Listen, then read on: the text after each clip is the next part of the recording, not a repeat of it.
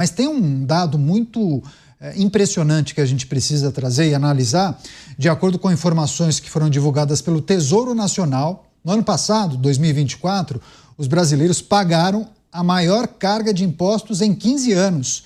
O peso das taxas atingiu 32,3% do PIB, Produto Interno Bruto, o índice recorde desde o início da série histórica em 2010. Na comparação com 2023, a carga tributária subiu 2,06 pontos percentuais do PIB, puxada principalmente pela tributação federal, que foi responsável por 1,5 ponto percentual, enquanto cidades e estados elevaram suas taxas em apenas 0,06 pontos. Então, é importante fazermos justamente essa comparação.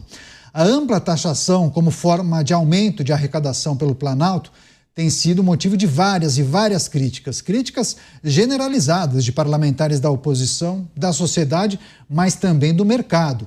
Pelas redes sociais, o senador Ciro Nogueira, do PP, questionou o fato da população pagar o maior imposto da história, mas não registrar as melhorias na segurança, na geração de empregos e também no controle da inflação. Além daquela história, né? Pagamos muito imposto, mas não recebemos isso em serviços, não recebemos isso de volta, um questionamento que a gente sempre escuta. Programa Pingos nos Is, recebendo também as pessoas que nos acompanham pelas emissoras de rádio em todo o Brasil. Dávila, brasileiros pagaram maior carga tributária da história em 2024. Peso dos impostos, você que é um estudioso nesse assunto, atingiu 32,3% do PIB. Claro que uma enxurrada de críticas a essa administração. Caniato, o único programa exitoso do governo é aumentar imposto. É a única coisa que ele fez. Aliás, é o único discurso que ele sempre fala, é vamos aumentar mais imposto. Cada vez que tem uma atividade, aumenta imposto. O Brasil tem hoje a carga tributária mais alta entre todos os países emergentes. Não tem nenhum país emergente que tem tanto imposto como o nosso. Imposto é uma âncora, é uma bola de chumbo no pé do brasileiro que trabalha, empreende e produz. O imposto é bater a carteira do brasileiro que gasta 5 meses do ano do seu trabalho para pagar imposto para o governo e não tem serviço público de qualidade. Imposto é aquela tortura que não só trabalhamos 5 meses para pagar o governo, depois a gente tem que trabalhar mais 5 para contratar os serviços privados, porque o público é muito ruim. Então, o brasileiro é um burro de carga, que trabalha que nem um condenado só para ficar pagando imposto e serviços privados, porque os públicos são muito ruins. Tem que acabar com isso. Isso está matando o crescimento econômico do Brasil há mais de 30 anos, Caniato. A economia brasileira só tem esses voos de galinha, cresce um pouquinho, depois cai e está na estagnação de novo. O Brasil tem um Estado que atrapalha a vida de quem quer empreender, trabalhar e produzir.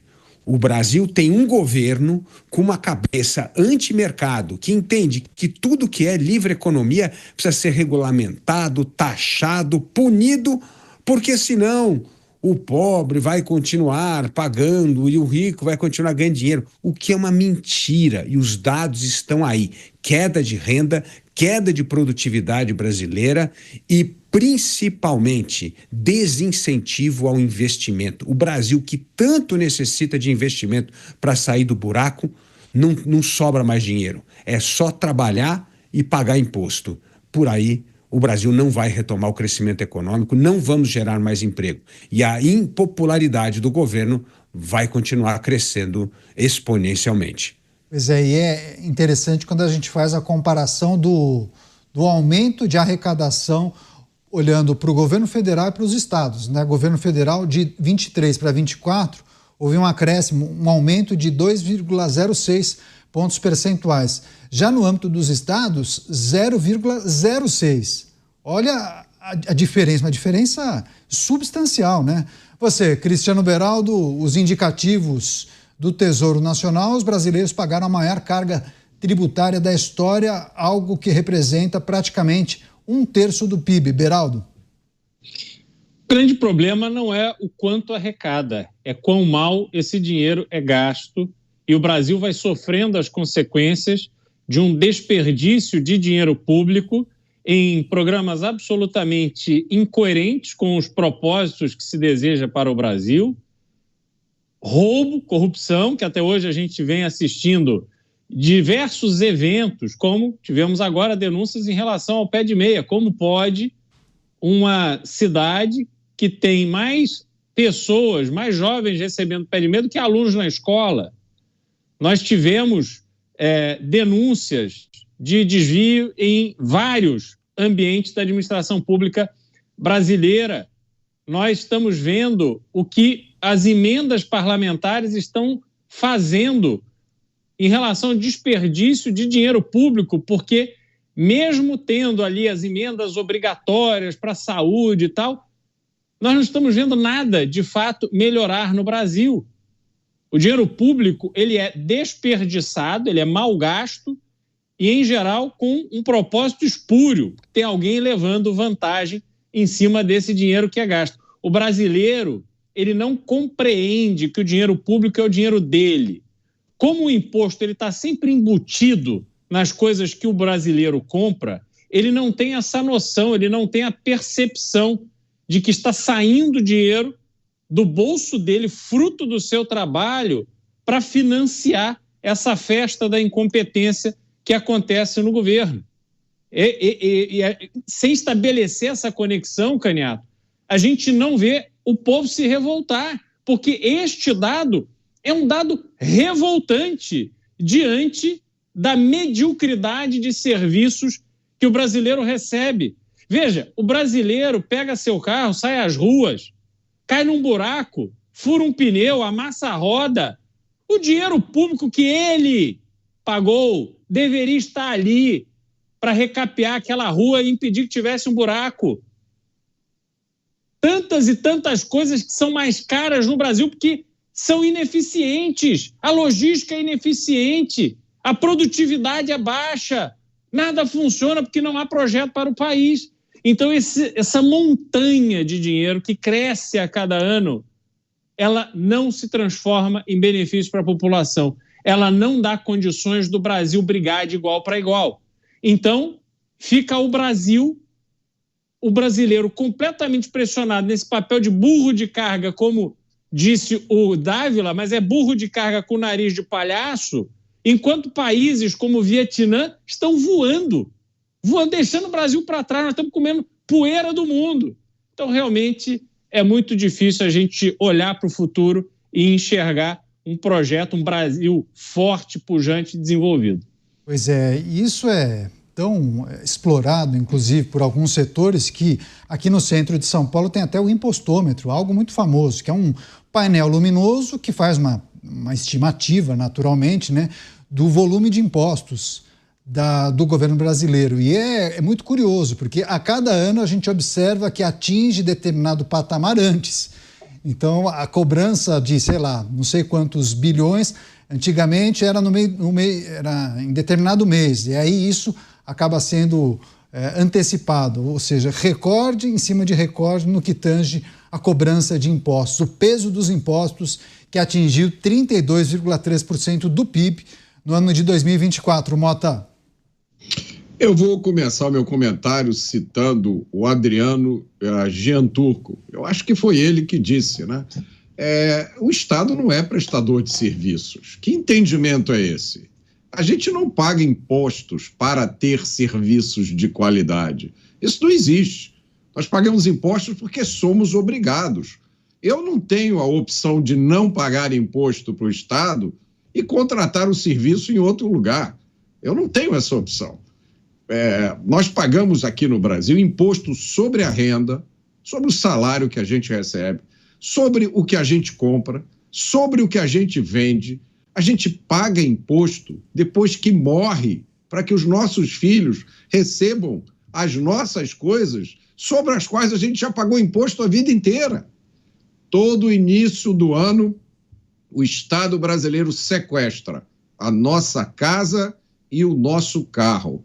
E a gente tem que pagar resgate para ter a propriedade de volta.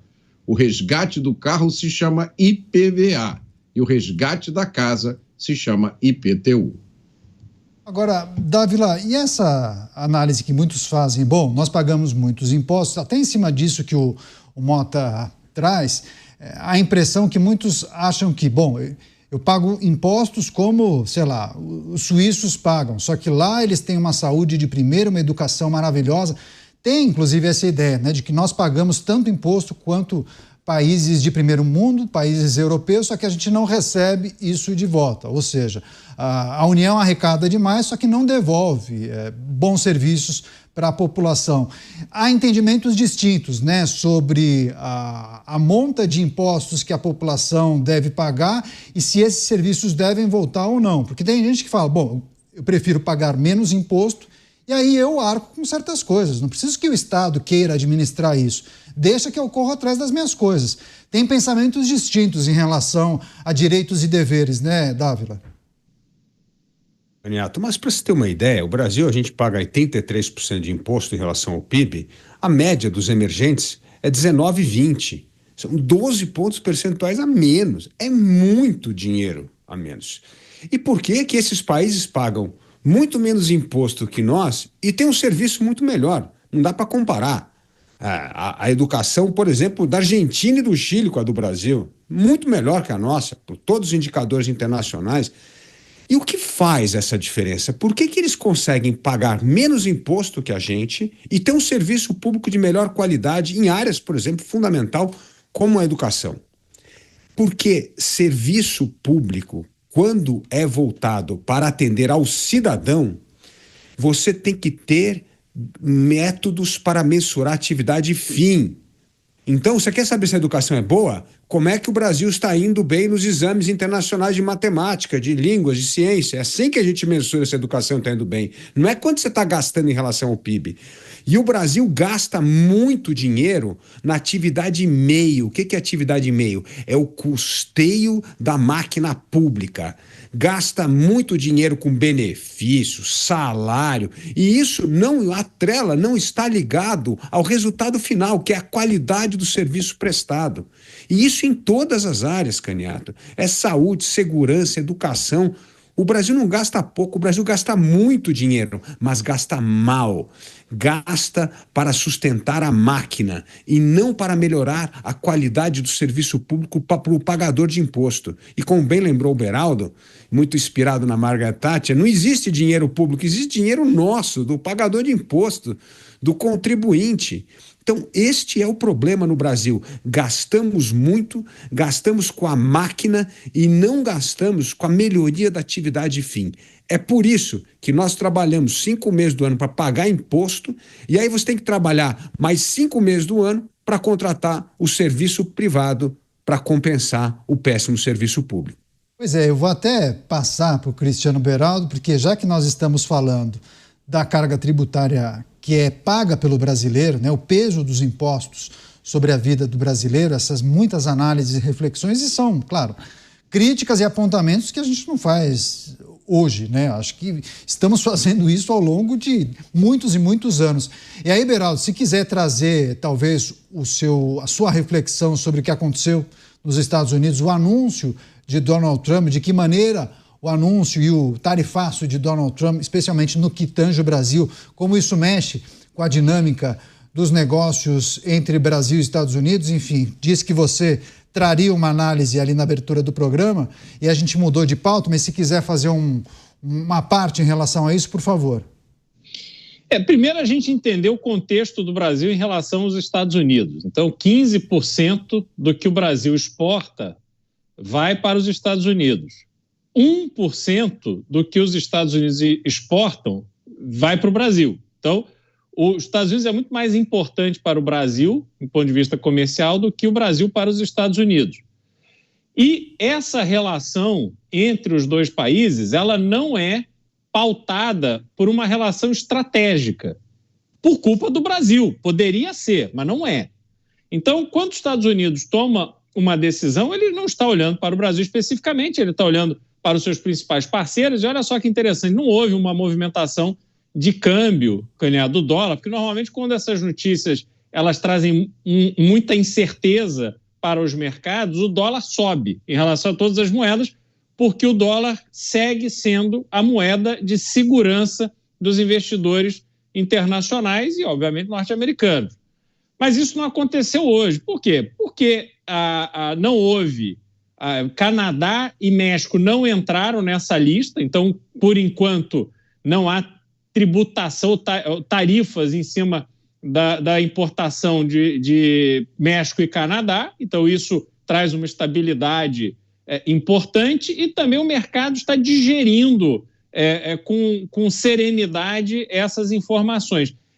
Quando você adota a tributação como uma estratégia de longo prazo, ou seja, o que o Trump quer, de uma forma resumida? Ele quer fortalecer a indústria norte-americana e criar empregos dentro dos Estados Unidos.